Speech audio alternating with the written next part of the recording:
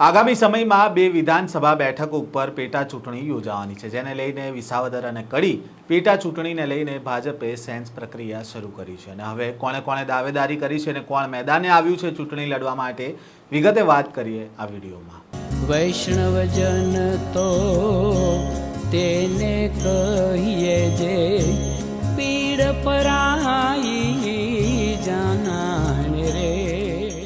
નમસ્કાર, નવજીવન ન્યૂઝમાં આપનું સ્વાગત છે। હું છું જયંત દાફડા। ગુજરાતની વિસાવદર અને કડી વિધાનસભાની પેટા ચૂંટણીની તારીખો જાહેર થઈ છે। 19 જૂને મતદાન થવાનું છે અને 23 જૂને મતગણતરી કરવામાં આવશે। તેને લઈને હવે ભાજપે સેન્સ પ્રક્રિયા પણ હાથ ધરી છે। એમાં કડીમાં 5 નામ હાલ ચર્ચામાં આવ્યા છે, તો વિસાવદરમાં ભારે રસાકસી ભર્યો માહોલ જોવા મળી રહ્યો છે। કડીમાં લોકગાયિકા કાજલ મહેરિયા સહિત 70 જેટલા લોકોએ દાવેદારી કરી છે અને નિરીક્ષો સમક્ષ પોતાની દાવેદારી નોંધાવી છે। ઉલ્લેખનીય છે કે કડી ભાજપના ધારાસભ્ય કરશન સોલંકીનું ફેબ્રુઆરી માસમાં અવસાન થતાં કડી વિધાનસભાની બેઠક ખાલી પડી હતી, તો વિસાવદરની સીટ પણ આમ આદમી પાર્ટીમાંથી જીતેલા ભૂપત ભાયાણીએ રાજીનામું આપતા અહીંયા પણ ફરી પેટા ચૂંટણી થવાની છે। કડી વિધાનસભાની પેટા ચૂંટણી માટે દાવેદારીની સેન્સ પ્રક્રિયા શરૂ કરવામાં આવી છે ગઈકાલથી અને 3 નિરીક્ષકો દ્વારા મહેસાણાના કમલમ ખાતે સેન્સ લેવામાં આવી હતી, જેમાં 70 જેટલા દાવેદારોએ નિરીક્ષકો સમક્ષ પોતાની દાવેદારી રજૂ કરી છે, જેમાં લોકગાયિકા કાજલ મહેરિયા પણ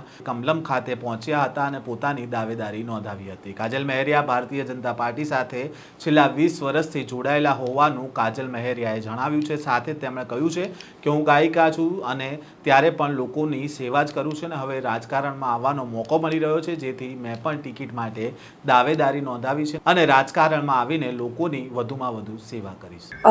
ટિકિટ માંગી છે અને છેલ્લા 15-20 વર્ષથી પાર્ટી સાથે જોડાયેલી છું। બધા કામોમાં મારી હાજરી છે, તો ખરેખર હવે હું વિચારું છું કે જો કદાચ ટિકિટ મળી જાય તો આનાથી પણ વધારે કામ કરવાની મને મારું બળ જાગશે અને મજા આવશે ને પાર્ટી સાથે બહુ મજા આવે છે, એટલે પાર્ટીનું કામ કરવાની એક જે કહેવાય ને શક્તિ એ મારી વધી જશે। લોકગાયકમાંથી કહી શકાય, સિંગરમાંથી રાજકારણમાં આવવાનો વિચાર કેવી રીતે? હવે આટલા 15-20 વર્ષથી જોડાયેલી છું એટલે જાગ્યું છે કે ના, કામ કરવાની વધારે મજા આવે છે બીજેપી સરકાર સાથે, તો વધારે શક્તિ જાગી છે કે હવે હું કંઈક પણ કામ કરું પાર્ટી માટે। કડી માટે એવું શું વિચાર્યું છે કે જેને લઈને તમને ટિકિટ મળે અને ટિકિટ મળે તો કામ કરો? સેવા કરવા અને લોકોની સેવા કરવાનો એક આ મોકો મળ્યો છે, તો જો કે સેવા તો હું બીજેપી પાર્ટી મારા કલાકારની શ્રેણીમાં કરું જ છું, પણ તોય બી આ એક મોકો મળ્યો છે તો આનાથી પણ વધારે સેવા કરવાની શક્તિ જાગી છે, તો હું પણ એ પણ અપનાવી લીધી।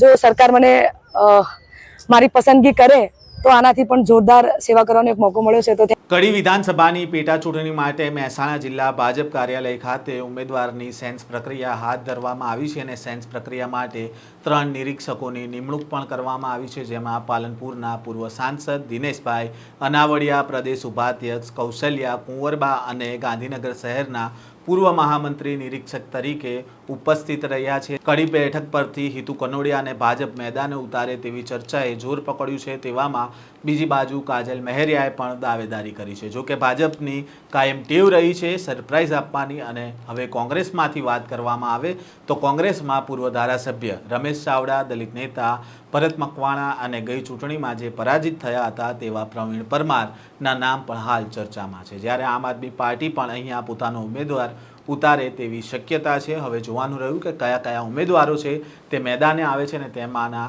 ચૂંટાયેલા આવેલા પ્રતિનિધિ પ્રજાના હિતમાં કેટલું કામ કરે છે। આ પ્રકારના સમાચાર સાથે ફરી મળીશું, ત્યાં સુધી નવજીવન ન્યૂઝ સાથે જોડાયેલા રહેજો। વૈષ્ણવજન તો તેને કહીએ જે પીડ પરાઈ